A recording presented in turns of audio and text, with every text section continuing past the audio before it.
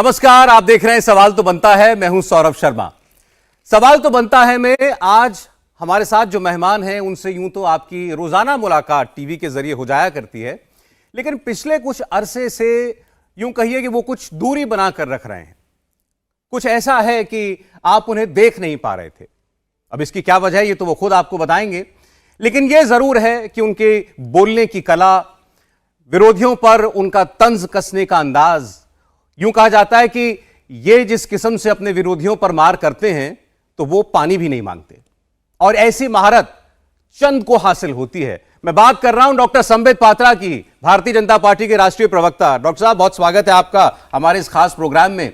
तो जैसा मैंने कहा, जरा राज खोलिए, आप हैं कहां आजकल? टीवी पर दिखाई नहीं दे रहे हैं। लोग शिकायत करते थे, पूछा करते थे, भाई डॉक्टर संबित पात्रा कहां चले गए, किसी डिबेट में नहीं दिखाई दे रहे। बस तो धन्यवाद बहुत आपको, आपने बहुत अच्छी अच्छी बातें हमारे लिए कही और आपने इस कार्यक्रम में हमें बुलाया।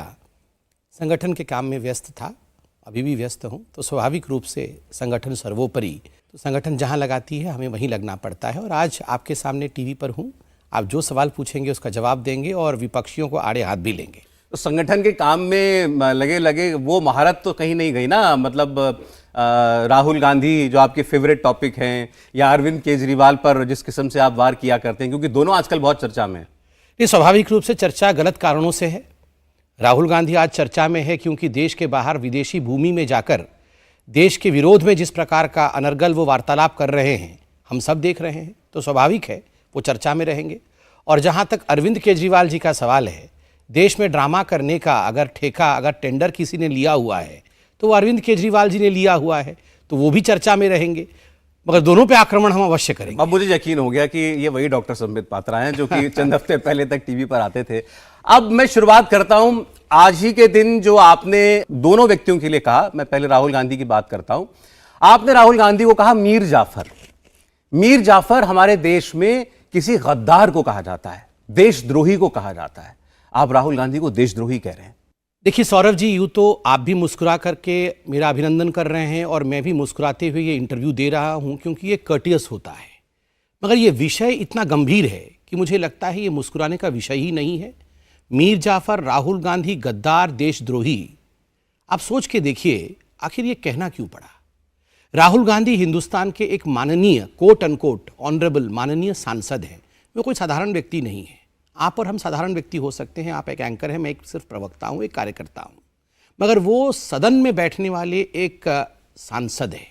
वह सांसद जब देश के बाहर जाता है और बतौर ऑपोजिशन को रिप्रेजेंट करते हुए, क्योंकि वो सबसे बड़े ऑपोजिशन गुट के एक तरह से पूर्व अध्यक्ष भी रहे हुए हैं और एक नेता भी हैं, और वहां जाकर कैम्ब्रिज यूनिवर्सिटी में तथाकथित कोट अनकोट इंटेलेक्चुअल्स के बीच में बैठ करके कहते हैं कि हिंदुस्तान में डेमोक्रेसी समाप्त हो चुकी है, हिंदुस्तान में आज लोकतंत्र नहीं है, और जो तथाकथित प्रोटेक्टर्स ऑफ डेमोक्रेसी हैं, जो लोग लोकतंत्र को रक्षा करने का काम करते हैं विश्व में, वैसा यूरोप और यूएसए, अमेरिका, वो कहाँ है? Why are they quote unquote oblivious? वो क्यों नहीं इसका संज्ञान ले रहे हैं? वो कुछ कर क्यों नहीं रहे हैं? ये ओपन इन्विटेशन है किसी विदेशी भूमि में जाकर दूसरे देशों को हिंदुस्तान के इंटरनल मैटर्स में, हिंदुस्तान जो सबसे वाइब्रेंट डेमोक्रेसी है, उसमें घुसपैठ करने का एक ओपन इन्विटेशन है। मीर जाफर क्यों कहा गया? बैटल ऑफ प्लासी हम सब ने पढ़ा है। मीर जाफर वह व्यक्ति था जिसकी आकांक्षाएं बहुत बड़ी थी। वो नवाब बनना चाहते थे। बंगाल के नवाब बनने के चाहत में उन्होंने ईस्ट इंडिया कंपनी को आमंत्रित किया और ईस्ट इंडिया कंपनी ने उन्हें ब्राइब किया कि ठीक है, हम आपके साथ लड़ेंगे मीर जाफर, बदले में जब आपको हम नवाब बना देंगे तो आप हमें कुछ जमींदारी भेंट करना। हुआ वही। पीठ में खंजर भोंकने का काम मीर जाफर ने किया। अंग्रेजों की जीत हुई 1757 के उस युद्ध में, और उसके बाद 200 वर्षों तक अंग्रेजी हुकूमत हिंदुस्तान पे चला। यह जो ओपन इन्विटेशन राहुल गांधी का विदेश की भूमि पर था कि आइए, हिंदुस्तान में सब कुछ ठीक नहीं है, आप यहां पर डेमोक्रेसी लाइए, उसका अर्थ मुझे बनाइए, मैं नवाब बन जाऊंगा तो सब कुछ ठीक हो जाएगा। मणिशंकर अय्यर आज से कुछ वर्ष पहले पाकिस्तान में जाते हैं। मणिशंकर अय्यर एडवाइजर है राहुल गांधी के, गांधी परिवार के खास हैं, ब्यूरोक्रेट रहे हुए हैं। वो पाकिस्तान में जाकर कहते हैं कि हमें मोदी को हटाना होगा, यहाँ से मोदी सरकार गिरानी होगी और हमें वहाँ पर आपको बैठाना होगा। वो पाकिस्तान का एंकर बोलता है हम इसमें क्या कर सकते, नहीं आपको हमको मिलके करना होगा। तो कंसिस्टेंसी देखिए, कई वर्षों से एक प्लान के अंतर्गत मणिशंकर अय्यर यूं ही पाकिस्तान में स्लिप ऑफ टंग हो गया होगा और राहुल गांधी यूं ही लंदन में जाकर इस प्रकार का उद्गार करके आ गए, ये यूं ही नहीं है, ये कंसिस्टेंट है। आप राहुल गांधी पर यह इल्जाम लगा रहे हैं कि वो अंग्रेजों मतलब अब वो वाले अंग्रेज नहीं, कॉलोनियलिज्म वाले अंग्रेज, मतलब विदेशों की सरकारों के साथ मिलकर भारत की सरकार गिराना चाहते हैं और खुद भारत की गद्दी पर बैठना चाहते हैं, खुद प्रधानमंत्री बनना चाहते हैं। अब वो जमाना तो है नहीं कि कोई वहां से लश्कर लेकर के चलेगा या वहां से कोई ब्रिटिश कंपनी की फौज चलेगी और यहां पर भारत की सेना को हरा करके राहुल गांधी को गद्दी पर बैठा देगी। ऐसा तो होता नहीं है। तो इसीलिए यह बात गले नहीं उतरती है जो आरोप आप लगा रहे हैं। देखिए, एक ना हमारे संस्कृति में और हमारे आप ट्रेडिशंस में देखेंगे तो कहा गया है स्थान काल पात्र। उस समय सन में जो होता था 1757 में जो था, वो स्थान के हिसाब से और काल के हिसाब से, समय के हिसाब से उस पात्रता में परिवर्तन आता है। तो आज युद्ध घोड़ों पर बैठकर नहीं होता है, आज मार्केट में युद्ध होता है, इन्वेस्टमेंट में होता है। कौन सा देश मैन्युफैक्चरिंग में कितना आगे गया है, कौन से देश में कितनी इन्वेस्टमेंट हो रही है। इन्वेस्टमेंट अगर हिंदुस्तान में बढ़ना है तो हिंदुस्तान के माहौल को हम ग्लोबल परिधि में, वैश्विक परिवेश में किस प्रकार से प्रेजेंट करते हैं। आप हमारे प्रधानमंत्री जी को देखिए, आज ग्लोबल लीडर हैं। कोई भी सर्वे विश्व में कहीं भी हो रहा है, आज इटली की प्रधानमंत्री कह रही हैं कि he is the most lovable person of the world.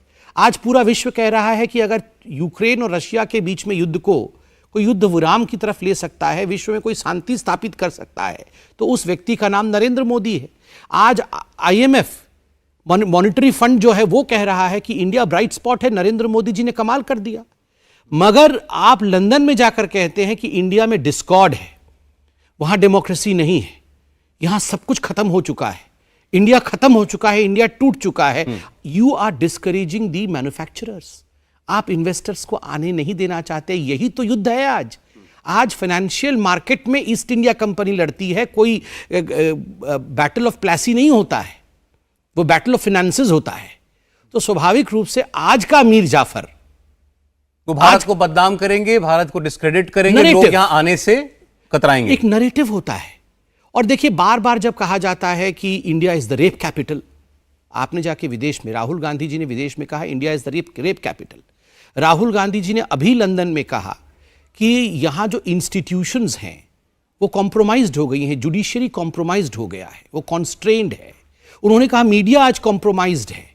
उन्होंने कहा यहां की इंस्टीट्यूशंस डीप स्टेट द्वारा अफेक्टेड है। हमारी जो इंस्टीट्यूशंस हैं, डीप स्टेट कोट अनकोट, ये शब्द कौन प्रयोग करता है?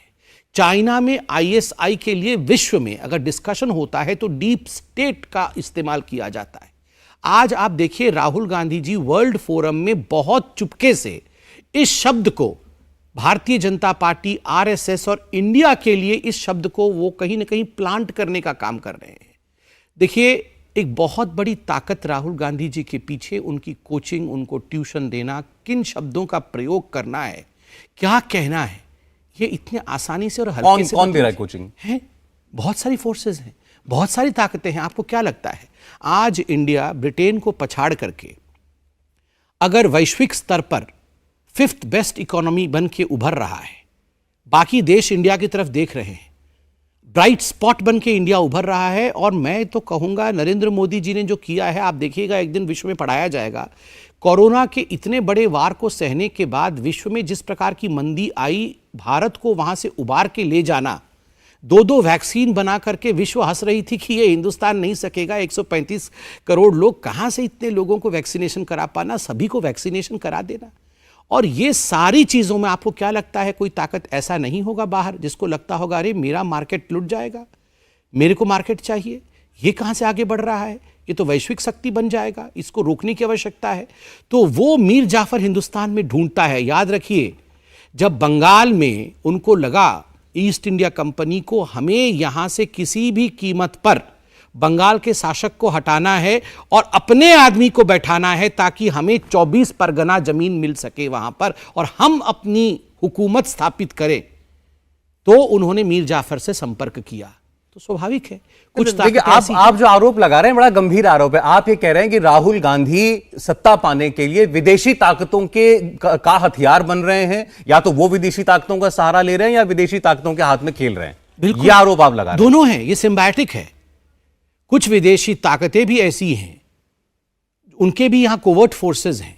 कुछ विदेशी ताकतें भी ऐसी हैं जो इंडियन मार्केट्स को अफेक्ट करना चाहते हैं, वो उसे कैप्चर करना चाहते हैं। इंडिया हमारे देश में ये कहा जाता है जब कोई इल्जाम नहीं बचता या जब किसी की सरकार के पास आरोपों का जवाब देने के लिए कोई तर्क नहीं बचता, तब वो ये विदेशी हैंड, फॉरेन हैंड का तरीका लेकर के आती है। देखिए सौरभ जी, इसकी आवश्यकता नहीं है। आज जनता है, जनार्दन है, वो सब समझती है, और सबसे बड़ा थैंक्स तो आप लोगों को है। टीवी पे आप हू बहू जो इंटरव्यू होता है उसको 20 बार दिखाते हैं। क्या बोल रहे हैं राहुल गांधी जी, क्या बोल रहे हैं आदरणीय प्रधानमंत्री नरेंद्र मोदी जी, आप हूबहू दिखाते हैं और घर घर तक ये भाषण पहुंच जाते हैं। सोशल मीडिया के माध्यम से लोग टेलीफोन के अंदर में उसका विश्लेषण कर लेते हैं।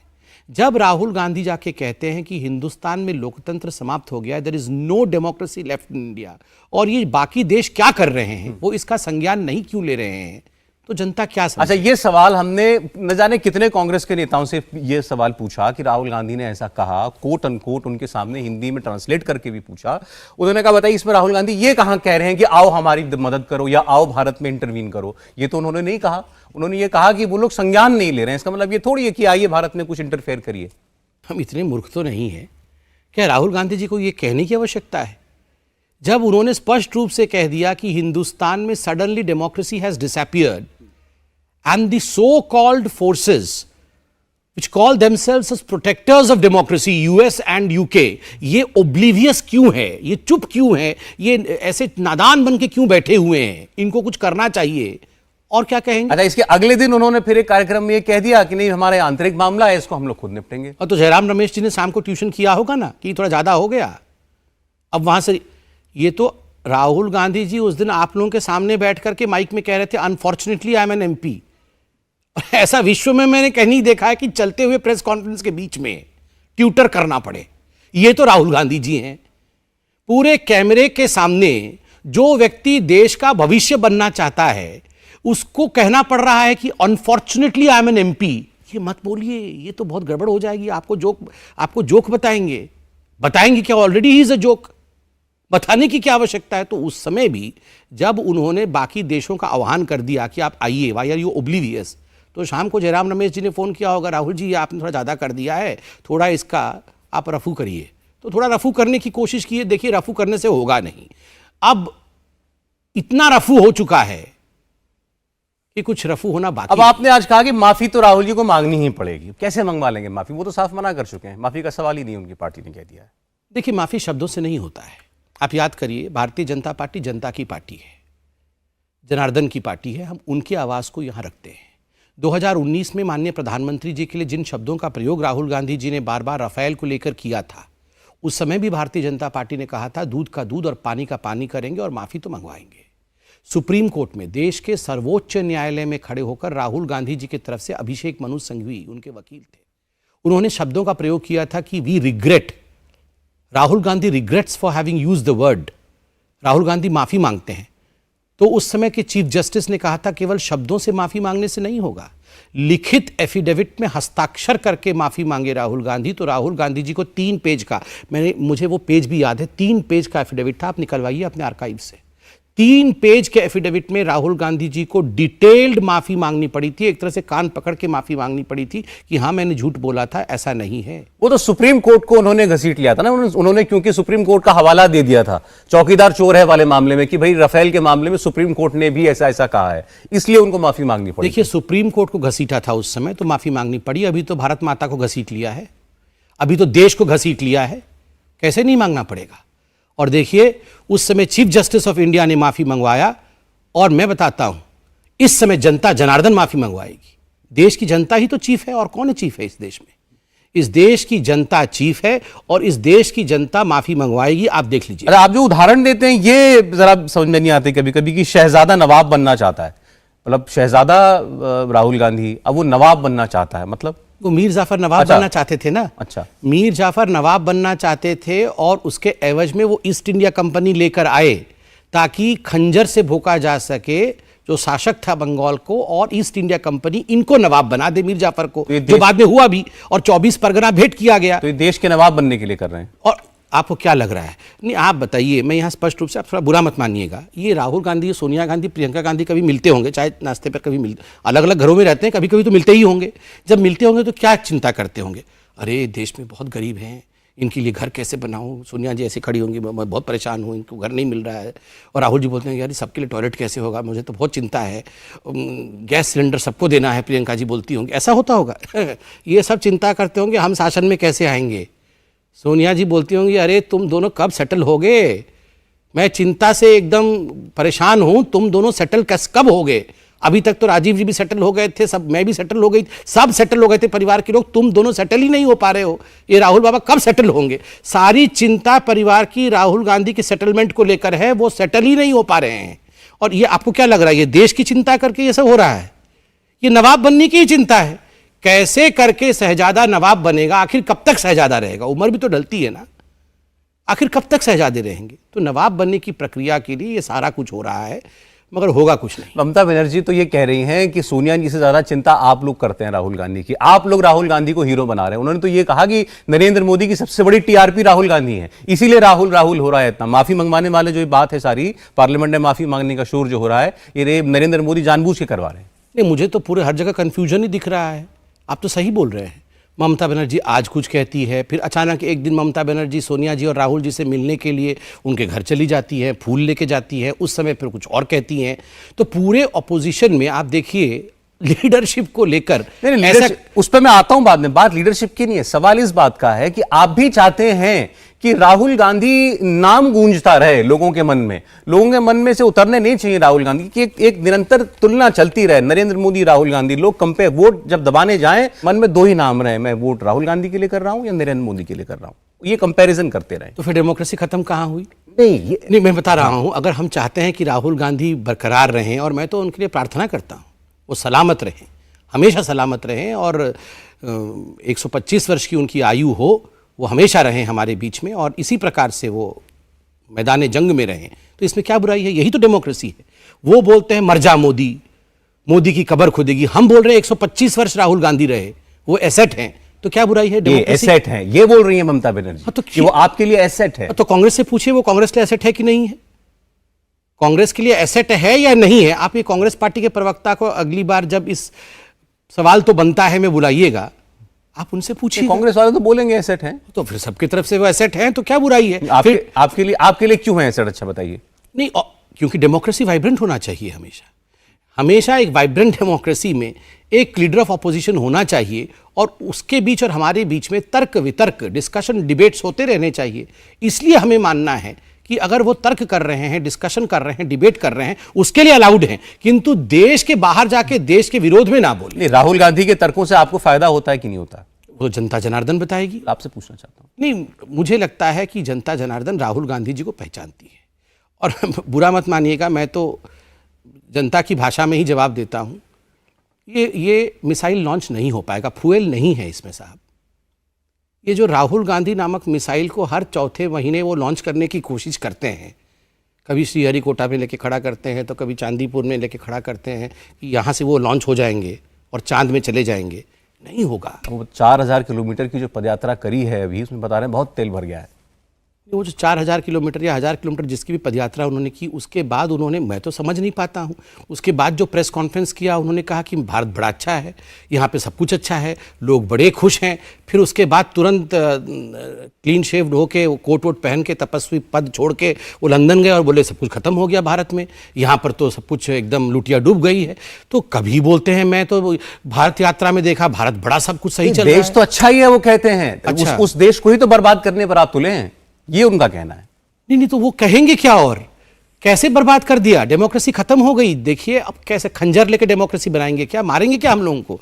जो बोल जिस कंट्री में उनके लोग टारमाक में घुस करके, फ्लाइट के टारमैक में घुस करके, फ्लाइट के नीचे बैठ के मोदी तेरी कब्र खुदेगी, मोदी तेरी कब्र खुदेगी, और दूसरी पार्टी वाले वहां चिल्ला रहे मर जा मोदी, मर जा मोदी।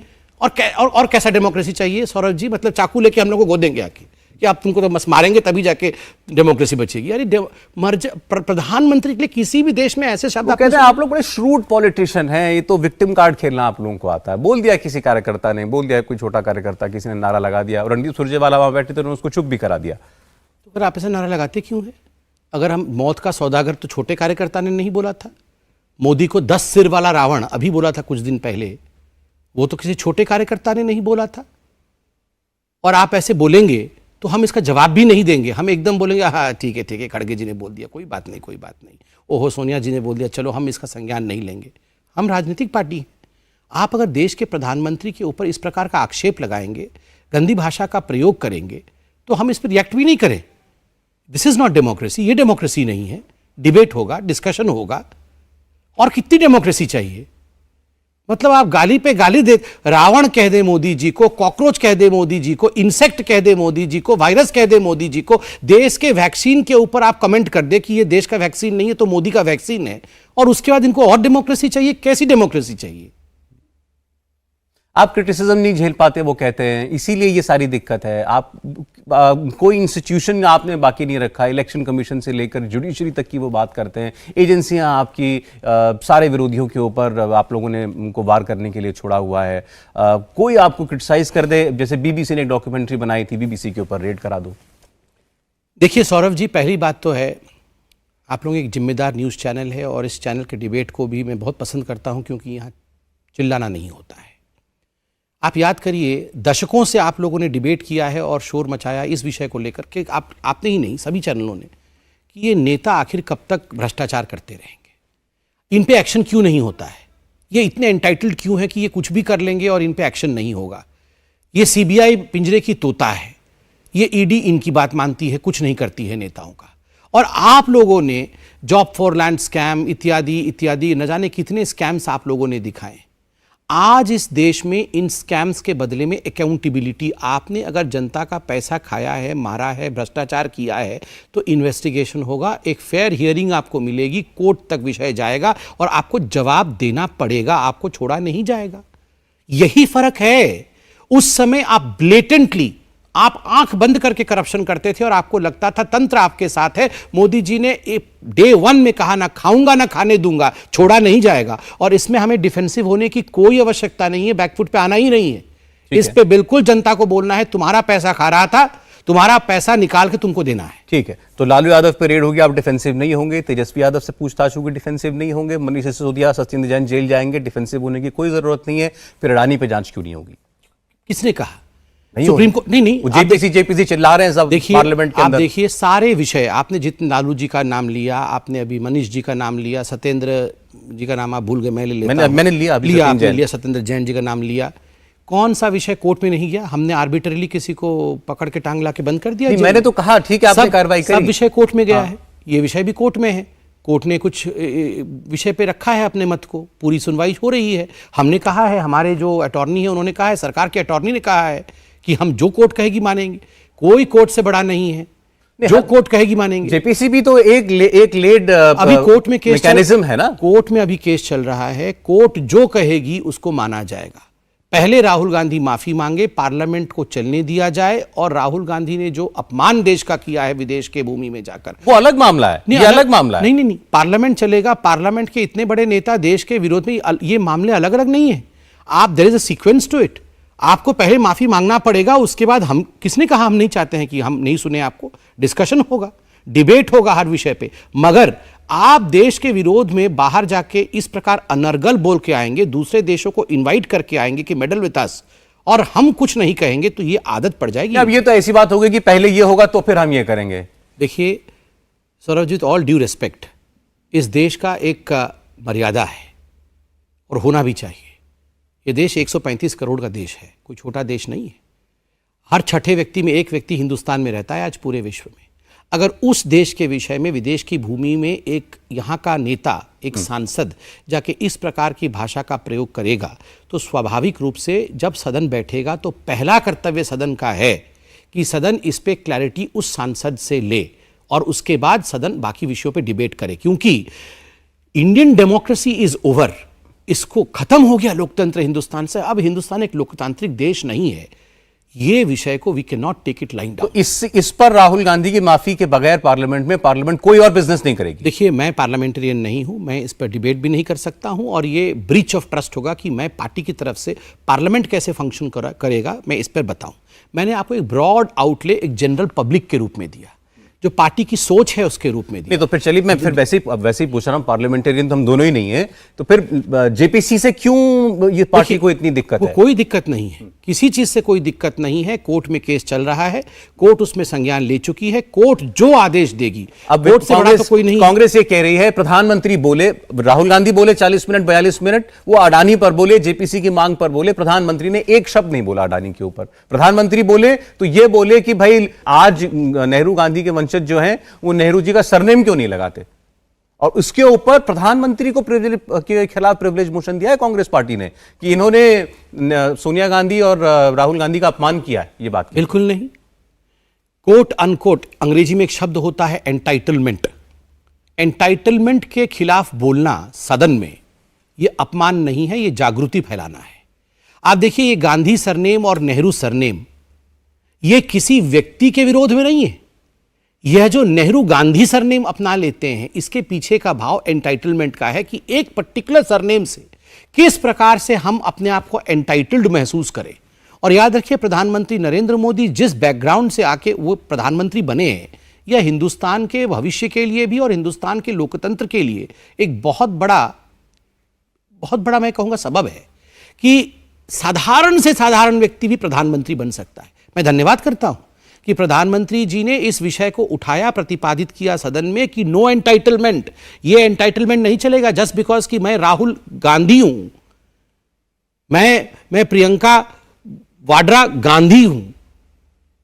ये क्यों अटैच कर रहे हैं? नहीं, उनको फिर ये याद दिलाया, और वो जो मोशन जो दिया है प्रिविलेज मोशन, उसमें भी लिखा हुआ है ये नोटिस में कि भाई हमारे यहाँ भारत में सभ्यता ये है कि माता जी की तरफ का नाम नहीं, पिताजी की तरफ का सरनेम लगाया जाता है। तो नेहरू क्यों लगाएंगे? राहुल नेहरू क्यों होगा? प्रियंका नेहरू क्यों होगा? देखिए, इस प्रियंका जी वाड्रा लगाती है ना। देखिए, इस तरफ से अगर जाएंगे कि कौन माता जी का लगा रहा लिखा है उसमें। नहीं, वो उन्होंने लिखा होगा, तो आप बताइए उस हिसाब से इंदिरा गांधी कैसे हो गई, ये तो मुझे समझ में नहीं आया। फिर वो तो फिर फिरोज गांधी, इंदिरा गांधी, ये कहानी बहुत बड़ी हो जाएगी। आप भी जानते हैं, मैं भी जानता हूं, हिंदुस्तान जानता है।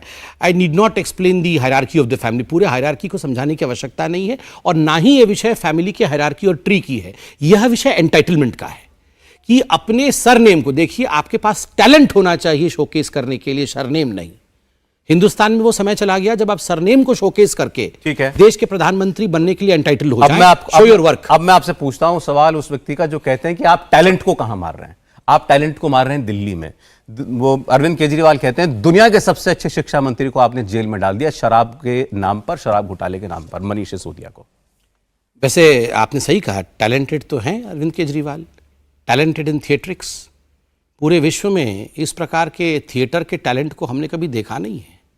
और जहाँ तक मनीष सिसोदिया जी का सवाल है, मैं आपको स्पष्ट रूप से कह दूँ, पूरे विश्व में, क्योंकि विश्व शब्द ये अरविंद केजरीवाल जी लेके आए कि पूरे विश्व में सबसे बड़े नेता यही हैं, मनीष सिसोदिया, तो मैं भी विश्व प्रयोग करता हूँ। पूरे विश्व में कहीं ऐसा नहीं है कि शिक्षा मंत्री शराब मंत्री होगा। अरे बच्चों को शिक्षा देने वाला मंत्री शराब बेचेगा? एक तरफ आप स्कूल खोलेंगे और खोलने की बात और पढ़ाने की बात कर रहे हैं, और असली में आप देखिए तो आपका 90% टाइम शराब कैसे बेचा जाए, शराब से पार्टी को कैसे फायदे हो, स्कूल के सामने शराब खोलूंगा, मंदिर गुरुद्वारे के सामने शराब की दुकानें खोलूंगा, पूरा टाइम आपका शराब तो में कह रहे थे कि वो मनीष सिसोदिया सुबह 6 बजे उठ के स्कूल देखने चले जाते थे। तो लालू प्रसाद यादव तो 4 बजे उठ के भैंस दूने जाते थे, तो उसका अर्थ लालू प्रसाद यादव जी के ऊपर कोई केस नहीं होना चाहिए जस्ट बिकॉज लालू प्रसाद यादव 4 बजे उठते हैं। मैंने कई बार तस्वीर देखा है कि लालू प्रसाद यादव जी 1 घंटे पहले उठते हैं। लालू प्रसाद यादव जी मनीष सिसोदिया से 5 बजे उठ करके हमने देखा है उनको। मैं तो बिहार में रहा हूं, वहां हम लोग भी 5 बजे उठ के, वो हॉर्लिक्स का एक डिब्बा होता था उसमें दूध लाने जाते थे सब बचपन में। आजकल पता नहीं सिस्टम बदल गया, वो पाउच का दूध आने लगा है, तो वो भी दूध 5 बजे दूधते थे। मतलब लालू जी के ऊपर कोई केस नहीं होना चाहिए, वो 5 बजे उठते हैं। तो मनीष सिसोदिया 6 बजे उठते हैं तो वो बहुत अच्छे हो गए। ये क्या लॉजिक है भाई साहब, ये क्या लॉजिक है? आप बताइए। हमने उनसे 6 सवाल पूछे कि आपने मैन्युफैक्चरर्स को रिटेल का काम क्यों दिया शराब के अंदर, कोई जवाब नहीं। जवाब में ये बता रहे हैं कि ये विश्व के सबसे अच्छे मंत्री हैं। हमने उनसे सवाल पूछा, आपने ब्लैक लिस्टेड कंपनी को क्यों काम दिया, क्यों टेंडर दिया? इसका कोई जवाब नहीं है। हमसे डरते हैं, इसका जवाब है। हमने उनसे सवाल पूछा कि देखिए, आपने एक्साइज पॉलिसी को बड़ा अच्छा बताया, आप इसे आनंद फानंद में लेकर आए और तुरंत जैसे ही इस पर सवालिया निशान लगाया गया, आपने इसे आनंद फानंद में आपने इसे हटा भी दिया। क्यों हटा दिया? अगर ये इतना दूध का धुला हुआ था तो आपको इसे हटाने की आवश्यकता क्या थी? इसका कोई जवाब नहीं। हमने इनसे सवाल पूछा कि आपने वो 475 या कितना करोड़ रुपए आपने अपने मित्रों का क्यों माफ किया? कोई लाइसेंस ही माफ करता है? 500 करोड़ का, कितने करोड़ का था मैं भी भूल गया हूं वो संख्या, वो आप रिवाइज कर 400 कुछ करोड़ रुपए, 400 करोड़ या 40 कुछ है, वो देखना पड़ेगा। मैं क्योंकि I want to be correct on that number, वो आप नंबर टिक कर लीजिएगा। करोड़ों, मैं कहूंगा करोड़ों रुपए की लाइसेंस फीस आपने माफ कर दी अपने मित्रों का। क्यों माफ कर दिया? किससे परमिशन लिया?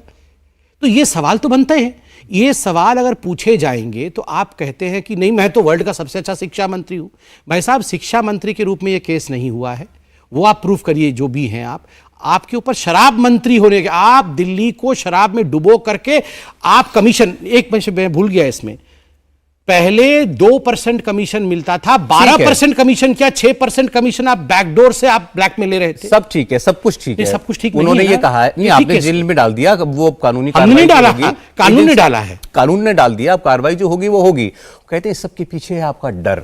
डर इसलिए है क्योंकि दिल्ली जीता, आप 2 बार दिल्ली में उनको बिल्कुल पकड़ नहीं पाए। अब वो पंजाब में 2 राज्यों में पहुंच गए हैं, 14%, 40 लाख वोट उनको गुजरात में मिल गया, और गुजरात में पहुंचने का ये बहुत बड़ा डर है बीजेपी को कि अब वो गुजरात में जड़े जमा रहे हैं। सब कुछ इसलिए है।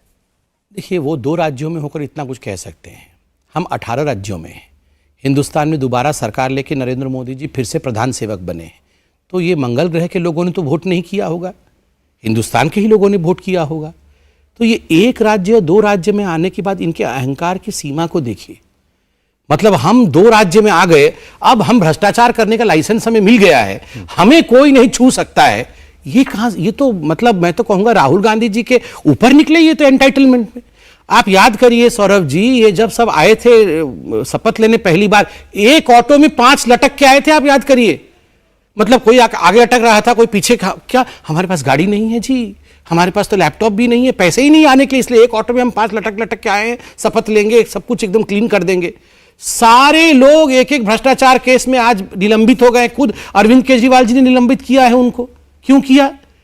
कितनी ड्रामा कंपनी है, ऑटो में लटक के आ रहे थे, आज नई नई गाड़ी सबको मिल गई है, सबके पास नई गाड़ी सैंक्शनड। उन्होंने प्रधानमंत्री को कहा है हिरण्यकश्यप, और भक्त प्रहलाद कहा है मनीष सिसोदिया को। उन्होंने कहा ऊपर वाले की झाड़ू जब चलेगी सब साफ करेगी। देखिए, ये वो लोग हैं जो पहले झाड़ू स्वस्तिका के पीछे और हिंदू धर्म के सिंबल से उनके पीछे झाड़ू मारने का काम दिखाते थे फोटो ट्वीट करके। आज अचानक ये हिंदू बनने की कोशिश कर रहे हैं। मैं, कौन प्रहलाद है, कौन हिरण्यकश्यपु है, ये बहुत बड़े विषय हैं, ये ईश्वरीय विषय हैं, उसको इसमें लाना नहीं चाहता हूँ। मगर एक बात स्पष्ट है कि मनीष सिसोदिया और सत्येंद्र जैन अगर ये दूध के धुले हुए होते, अगर इन्होंने करप्शन नहीं किया होता, तो आज तिहाड़ जेल में इतने महीनों तक बंद नहीं रहते। इस देश में न्याय का राज है। आज तक सत्येंद्र जैन जी को बेल नहीं मिल पा रहा है। क्यों नहीं मिल रहा है? मनीष सिसोदिया जी की कस्टडी क्यों बढ़ाई जा रही है? हमने पॉइंटेड सवाल पूछे थे। अरविंद केजरीवाल जी जवाब देने में बहुत माहिर है, बहुत ड्रामेटिक तरीके से प्रेस कॉन्फ्रेंस करने में सक्षम है। इन 6 प्रश्नों का उत्तर दे देते, नहीं दे पा रहे। अच्छा, अरविंद केजरीवाल ने एक नई बहस छेड़ी है, लेकिन उन्होंने कहा देश का प्रधानमंत्री पढ़ा लिखा होना चाहिए। प्रधानमंत्री मोदी की एजुकेशनल क्वालिफिकेशंस पर सवाल उठाते हुए उन्होंने कहा है कि पढ़ा लिखा प्रधानमंत्री होगा तो उसका ध्यान होगा कि देश में शिक्षा पर फोकस होना चाहिए, देश के डेवलपमेंट पर फोकस होना चाहिए। सौरभ जी, मुझे बहुत दुख के साथ कहना पड़ रहा है, जो लोग बाहर मतलब विदेशों में जाकर और जो लोग देश में ये डंका बजाते हैं कि यहाँ हिंदुस्तान में नरेंद्र मोदी जी लोकतंत्र को समाप्त कर रहे हैं और यहाँ पर लोकतंत्र खत्म हो चुका है, वो इस प्रकार की भाषा का भी प्रयोग करते हैं कि ये तो कावर्ड हैं, ये तो साइकोपाथ प्रधानमंत्री हैं, ये तो अनपढ़ हैं, और उसके बाद कहते हैं कि they have the audacity of complaining कि इस देश में डेमोक्रेसी नहीं है। प्रधानमंत्री नरेंद्र मोदी जी केवल पढ़े लिखे ही नहीं हैं, वो पढ़े लिखे भी हैं, और पढ़े लिखे के ऊपर एक ज्ञानी होता है। केवल डिग्री हासिल करने से ज्ञानी और समझदार व्यक्ति नहीं बनता है। प्रधानमंत्री जी के पास ज्ञान भी है, दूरदर्शिता भी है और पढ़ाई भी है। और आज हिंदुस्तान अगर विश्व में ब्राइट स्पॉट बन रहा है, अगर IMF के मैनेजिंग डायरेक्टर ये कह रही हैं कि हिंदुस्तान आज पूरे विश्व की इकोनॉमी में 15% कंट्रीब्यूट कर रहा है 2023 में इकोनॉमी में, तो उसके पीछे कारण है प्रधानमंत्री की दूरदर्शिता की। आप और मैं रोज प्रधानमंत्री जी को, आप देखिए, मैं भी एक डॉक्टर हूं, एक व्यक्ति कितना काम कर सकता है, कितना परिश्रम कर सकता है, इसकी एक सीमा होती है। किस दिन प्रधानमंत्री नदारत रहे, नेम अ सिंगल डे जब हमारे प्रधानमंत्री जी ने, बीजेपी के नहीं, हमारे देश के प्रधानमंत्री जी ने छुट्टी लिया हो, किस दिन? ये बेकार के बहस, केवल मैं प्रधानमंत्री बन जाऊं, ठीक है अरविंद केजरीवाल जी आप भी एम्बिशियस हो सकते हैं, राहुल गांधी जी आप भी एम्बिशियस हो सकते हैं, डेमोक्रेसी की वो सुंदरता है, मगर उसके लिए ड्रामा नहीं, डेडिकेशन की आवश्यकता है। आप वो डेडिकेशन दिखाइए, आप भी आगे बढ़िए। समीर जी, अंत में मैं एक सवाल पूछना चाहता हूं, और इस पर अभी तक तो हमने जितनी बात की है ये ज्यादा आपकी पार्टी पर आप की राय आई है। मैं आपकी अपनी राय जो है वो अब जानना चाहता हूं। देश में जो माइनॉरिटीज हैं, संघ संचालक मोहन भागवत जी अक्सर अपनी राय जो है वो रखते रहते हैं, और अभी उन्होंने एक बार फिर ये कहा है कि सभी मत संप्रदाय, पंथ, जो सभी धार्मिक किताबें हैं वो अलग अलग पद्धतियां बताती हैं, जाना सबको एक और है। इससे पहले वो कह चुके हैं सबका DNA एक है। आप अक्सर इस बात को लेकर आलोचना लोग आपकी करते हैं, आप कई बार ट्वीट कर देते हैं, जैसे आपने भी भारत जोड़ो यात्रा के दौरान एक ट्वीट किया था, राहुल गांधी एक छोटी बच्ची जो है उसका हाथ पकड़ करके चल रहे थे, उस बच्ची ने जो है एक रिलीजियस ड्रेस पहनी हुई थी, उसने जो है सर ढका हुआ था, हिजाब पहना हुआ था, और आपने उस पर लिखा कि जब धार्मिक आधार पर वोट का हिसाब किया जाता है कोर्ट, तब वो तुष्टीकरण कहलाता है। इस पर आपको बड़ी सख्त टिप्पणियां जो है कांग्रेस पार्टी की तरफ से देखने को मिली थी, और लोगों ने आपको ट्रोल किया था और ये कहा था कि क्या इतना भी नीचे जाकर के कोई व्यक्ति बात कह सकता है। कांग्रेस पार्टी के स्पोक्सपर्सन ने आपके लिए लिखा था, तो स्वाभाविक है, तिलमिलाहट होती है कांग्रेस पार्टी। एक बच्चे के लिए क्यों आप ऐसा कह रहे हैं, उसमें भी क्यों आपको धर्म दिखाई दे रहा है, ये कहा था आपके लिए। तो बच्चे को आपने धर्म के सिंबल के रूप में इस्तेमाल किया, जो कि मैं तो बहुत जघन्य अपराध मानता हूं। बच्चा बच्चा होता है, मासूम होता है, वो सबसे ऊपर होता है, उसको एक सिंबल के रूप में, और खास करके पॉलिटिकल सिंबल के रूप में तो कभी भी इस्तेमाल नहीं करना चाहिए। देखिए 70 वर्षों में एक गड्ढा खोदा गया जो 100 फीट का गड्ढा था। ये खाई माइनॉरिटी और दूसरे कम्युनिटी के बीच में बनाने की कोशिश कोट अनकोट सेक्युलरिज्म के नाम पे किया गया। जिस देश में पूर्व प्रधानमंत्री कहते थे तत्कालीन डॉक्टर मनमोहन सिंह जी कि इस देश के संसाधनों पे पहला अधिकार किसी विशेष वर्ग का है, आज प्रधानमंत्री जी का कॉल क्या है? सबका साथ, सबका विकास, सबका विश्वास, सबका प्रयास। आज पूरा विश्व इस एक स्लोगन का लोहा मानती है, पूरा विश्व। और आप सोचिए मोदी जी की दूरदर्शिता को। मैं तो कई बार सोचता हूं कि हम जो आज नहीं जान पा रहे हैं और मोदी जी जो आज दे रहे हैं, हम 15-20 साल बाद रियलाइज करेंगे कि उन्होंने क्या किया है। ये जो स्लोगन है, it's a defining movement of Indian polity. ठीक उसी प्रकार कोरोना के समय मैंने ऑब्जर्व किया कि मोदी जी मणिपुर का लैंग्यान बोलते हैं, पटका, वो डालकर वो संबोधित करने आए, और जब मुंह ढका उन्होंने तो उससे ढका था मास्क बना करके। कितना बड़ा संदेश नॉर्थ ईस्ट को था। जिस नॉर्थ ईस्ट को खाई के रूप में एक माइनॉरिटी बना करके कांग्रेस ने अलग करके रखा हुआ था, उस नॉर्थ ईस्ट को हिंदुस्तान से जोड़ने का काम नरेंद्र मोदी जी ने जिस प्रकार से प्यार से और बहुत ही सेंसिटिविटी और सेंसिबिलिटी के साथ किया है, यही तो बदलता हुआ हिंदुस्तान है। किसने कहा कि हम यहां पर खाई बना रहे हैं? 100 फीट के खाई को भरेंगे, लगभग भर चुका है। इसके बाद यहां हिंदुस्तान की एक गगनचुंबी अट्टालिका खड़ी होगी। इन सब विषय में समय लगता है, जनता समझ चुकी है, जनता समय देने के लिए तैयार है, और ये जो विपक्षी हैं ये तिलमिला रहे हैं, जनता आशीर्वाद देगी। अगर ये खाई या ये फासला अगर कुछ देश के अल्पसंख्यकों के बीच भी और आपके बीच कुछ बचा है तो वो भी भरेगा। हम अल्पसंख्यक बहुसंख्यक नहीं देखते हैं। जिस माँ को सिलेंडर की आवश्यकता हो, वो रूबीना हो चाहे वो रूबी हो, दोनों को मिलेगा। अगर किसी अहमद का घर नहीं बना है, किसी शाहिद का घर नहीं है, तो उसे भी प्रधानमंत्री आवास योजना मिलने का उतना ही हक है जितना किसी राम या श्याम को है। और ये स्पष्ट रूप से आंकड़ों से दिख रहा है। इसमें मुझे बहुत लंबे चौड़े भाषण की आवश्यकता नहीं है, तो आप आंकड़े मंगा लीजिए, उसमें देख लीजिए। बेनिफिशियरी हमारे भाई हैं, सभी वर्ग के भाई हैं। सुमित बाता जी, बहुत धन्यवाद आपके समय के लिए, और ये उम्मीद करते हैं कि आपसे मिलने का, आपसे बात करने का मौका हमें मिलता रहा और दर्शकों को आपको टीवी पर देखने का मौका भी लगातार मिलता रहा, क्योंकि उनकी ये शिकायत है कि डॉक्टर पात्रा जो हैं अब हमें कम दिखाई दे रहे हैं, कम सुनाई दे रहे हैं। बहुत शुक्रिया, आज आप हमारे प्रोग्राम में आए, बहुत शुक्रिया। इंडिया टीवी हर वक्त हर जगह डाउनलोड करने के लिए सर्च करें India TV news Google play store या ऐप स्टोर पर।